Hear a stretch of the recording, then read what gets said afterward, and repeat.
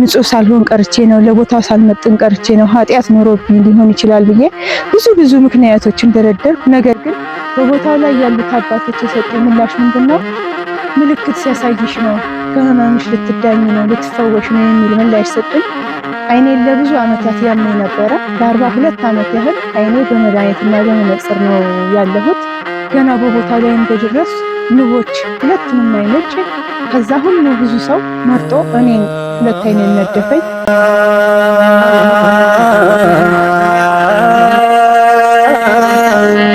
ስሜ እህተ ገብርኤል ይባላል። የመጣሁት ከደብረ ብርሃን አካባቢ ነው። ክብር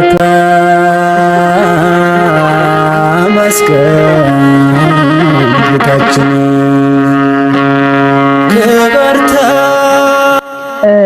ወደዚህ ወደ መጥምቀ መለኮት ቅዱስ ዮሐንስ ቤተክርስቲያን ስመጣ ለሁለተኛ ጊዜ ነው ዛሬ። የዛሬ 15 ቀን ደብረ ሊባኖስ ጉዞ በአጋጣሚ በሄድኩበት ጊዜ በጉዞ አጋጣሚ ይህንን ቦታ ለመጀመሪያ ጊዜ ለማየት ችያለሁኝ። ስለ ቦታው በደብረ ብርሃን አካባቢ በጎረቤቶቼ በወዳጅ ዘመዶቼ ብዙ መልካም ነገሮች፣ ብዙ ድነቶች፣ ብዙ ምሕረት ሲነገር ሰምቻለሁ። ነገር ግን አንድም ቀን ወደዚህ ለመምጣት ልቤ አስቦም ፈቅዶም አያውቅም ነበረ። ግን የእግዚአብሔር ፍቃዱ እሱ በፈቀደው ሰዓት ነውና ጥሪው ግንቦት 13 ቀን ከደብረ ሊባኖስ መልስ ይህንን ቦታ እንድንጎበኘውና እንድናየው እንድንረግጠው የመጥምቁ መለኮት ቅዱስ ዮሐንስ ፈቃድ ሆነ። ግራር አንበሳ ቅዱስ ዮሐንስ ቤተክርስቲያን ብዙ ታምራትን ያደረገ ነው። እኔም ዮሐንስ እጣ ክፍሌ ነው። ብዙ ታምራቶችን አድርጎልኛል። እዚህ ቦታ በደረስኩበት ዕለት ገና በቦታው ላይ እንደደረስኩኝ አይኔን ለብዙ ዓመታት ያመኝ ነበረ። ለ42 ዓመት ያህል አይኔ በመድኃኒትና በመነጽር ነው ያለሁት። ነገር ግን እዚህ ቦታውን በረገጥኩበት ዕለት ግንቦት 13 ቀን ገና በቦታው ላይ እንደደረስ ንቦች ሁለቱንም አይኖች ከዛ ሁሉ ብዙ ሰው መርጦ እኔን ሁለት አይኔን ነደፈኝ። እኔም ደግሞ ብዙ ምክንያቶች እንደረደርኩ ንጹህ ሳልሆን ቀርቼ ነው፣ ለቦታው ሳልመጥን ቀርቼ ነው፣ ኃጢአት ኖሮብኝ ሊሆን ይችላል ብዬ ብዙ ምክንያቶች እንደረደርኩ። ነገር ግን በቦታው ላይ ያሉት አባቶች የሰጡኝ ምላሽ ምንድነው? ምልክት ሲያሳይሽ ነው፣ ከህመምሽ ልትዳኝ ነው፣ ልትፈወሽ ነው የሚል ምላሽ ሰጡኝ። እኔም አሜን ይሁንልኝ ይደረግልኝ ብዬ የማሩን የተሰጠኝ ማር በላሁኝ። የማሩን ጸበልም ጠጣሁኝ። ጸበሉንም ተጸበልኩና ትንሽ ደቂቃ በኋላ መሄድ አቃተኝ፣ አመመኝ፣ ደከመኝ፣ ሰውነቴ ተዝለፈለፈ። መቼም ያው ሰው ተመልሶ ከቤቱ ነውና እቤቴ ደረስኩ። እቤቴ ከገባ በኋላ ለ2 ቀናት ያህል ፊቴ ሰውነቴ በሙሉ አበጠ። ወደ ላይ ወደ ታች ከላይ እስከ ታች ድረስ 2 ቀን ሙሉ የማያቋርጥ ሐሞትና ደም ሲያስተፋኝ ከረመ። በመጨረሻም ከ3 ቀን በኋላ ከሰውነቴ ውስጥ በርካታ አስቀያሚ ነገሮች በቮሚትና በተቅማጥ ወጥቶልኛል።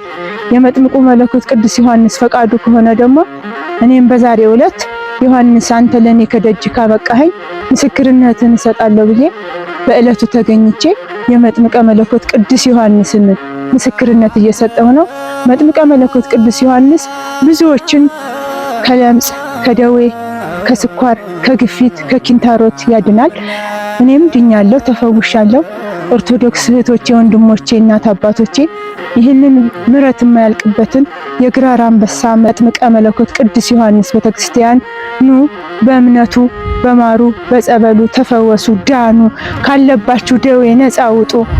ለዘመድ ለወንድሞቻችሁ ለእህቶቻችሁ ምስክርነት ስጡ። ኑ ቦታውን እርገጡ። ቦታው እጅግ የሚያሳዝን ነው። ሰው ልብስ ለብሶ ነው የሚያምርበት። ታቦቱን ቦታውን አካባቢ ቤተክርስቲያኑን ብታዩት እጅግ በጣም የሚያሳዝን ነው። ስለዚህ ኢትዮጵያውያን ኦርቶዶክስ እህቶቼ፣ ወንድሞቼ፣ እናት አባቶቼ እባካችሁ ይህንን የግራር አንበሳ መጥምቀ መለኮት ቅዱስ ዮሐንስ ቤተክርስቲያንን እዩት፣ ጎብኙት።